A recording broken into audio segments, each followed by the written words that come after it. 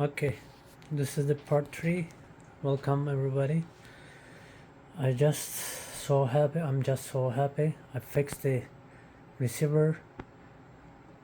I find the problem and buy a same part, put it, and it's working right now. Let's try. Power on, volume, setup, everything working flawlessly.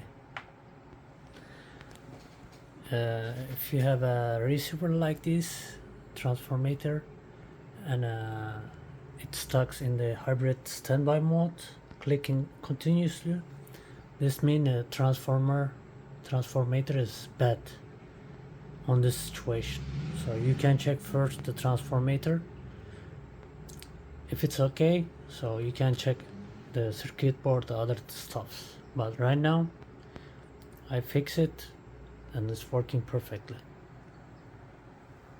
And this amp totally cost me, I bought from eBay for parts and not working condition.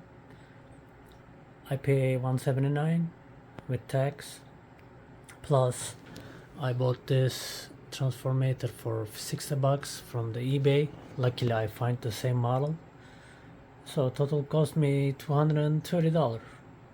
It's a good deal.